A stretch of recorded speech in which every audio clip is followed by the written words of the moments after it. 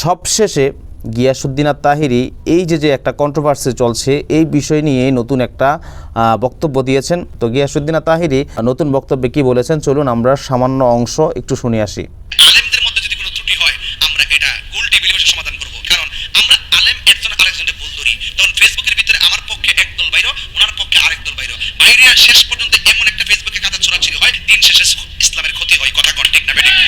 আসসালামু আলাইকুম রহমতুল্লাহি ওয়া বারাকাতুহু। প্রিয় দর্শক, আশা করি সবাই ভালো আছেন। বিশ্বনবী সাল্লাল্লাহু আলাইহি ওয়াসাল্লাম 40 বছর পরে নবুয়ত প্রাপ্ত হয়েছেন, তার পূর্বে নবী ছিলেন না। শায়খ আহমদুল্লাহর এই বক্তব্যকে কেন্দ্র করে গিয়াসউদ্দিন আত-তাহিরি কিন্তু শায়খ আহমদুল্লাহকে নিয়ে বিভিন্নভাবে সমালোচনা করেছেন। এই বিষয়টাকে আলোচনা করতে গিয়ে আলী হাসান ওসামা আবার এই বিষয়ে বক্তব্য দিয়েছেন।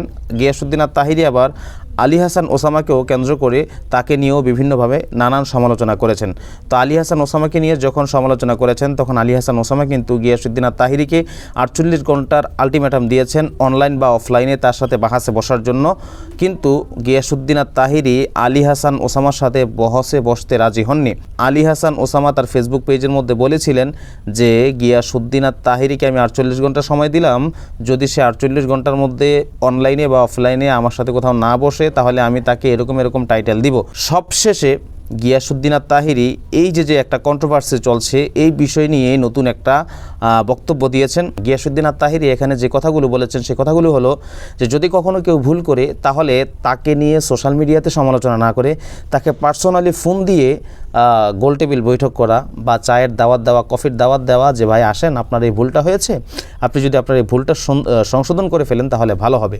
তাহিরি কিন্তু এটা খুব গুরুত্বপূর্ণ একটা পরামর্শ দিয়েছেন। আমরাও চাই যদি কোনো আলেমের কোনো ভুল হয় বা তিনি একটা ইসলামের ভুল মেসেজ মানুষকে দিচ্ছেন, তো সেই বিষয়টাকে সংশোধন করার জন্য অপর বক্তা যেন ফেসবুকে বা ইউটিউবে এসে তার ব্যাপারে কথা না বলে, তাকে পার্সোনালি বলে সংশোধন করে তারপরে তাদের মিটমাটের যে বিষয়টা আছে, সমাধানের যে বিষয়টা আছে, সেইটা ভিডিও ধারণ করে সেইটাকে পাবলিক করা। এটার মাধ্যমে ইসলাম এবং মুসলমানদের অনেক উপকার হবে, দেশের মধ্যে কোনো বিশৃঙ্খলা সৃষ্টি হবে না, ওলামা একরামদের মধ্যে আন্তরিকতা বজায় থাকবে।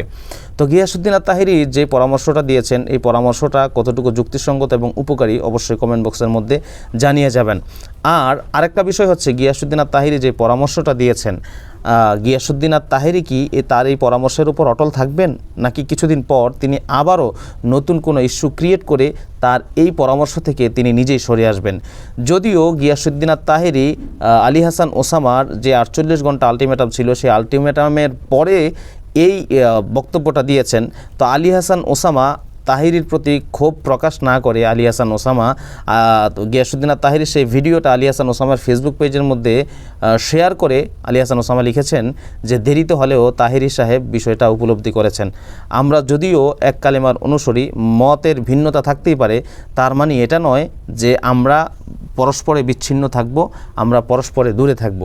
মুসলমানদের একতা, মুসলমানদের ঐক্যের মধ্যে হচ্ছে সবচাইতে বড় শক্তি।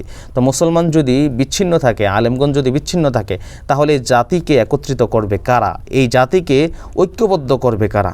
তো প্রিয় দর্শক, এই যে গিয়াসউদ্দিন আত-তাহিরি এবং আলী হাসান ওসামা, শায়খ আহমদুল্লাহ, এই তিনজনের যে একটা কন্ট্রোভার্সি ছিল সেটার কিন্তু তাহিরির এই বক্তব্যের মাধ্যমে একটা সমাধান হয়ে গেল। এখন আমি আপনাদের কাছে জানতে চাই যে যখন কোনো আলেম ভুল করে তখন সে আলেমের সমালোচনা ফেসবুকে করাই উচিত, নাকি তাকে পার্সোনালি ফোন দিয়ে বা কফির বা চায়ের দাওয়াত দিয়ে গোল টেবিল বৈঠক করে তাকে সমাধান করিয়ে দেওয়া উচিত? আপনাদের পরামর্শ কি বা আপনাদের মতামত কি? কিভাবে হলে বিষয়গুলো সুন্দর হয় অবশ্যই কমেন্ট বক্সের মধ্যে জানিয়ে যাবেন। আর ভিডিওটি প্রচারের উদ্দেশ্যে সকলের কাছে শেয়ার করে ছড়িয়ে দিবেন।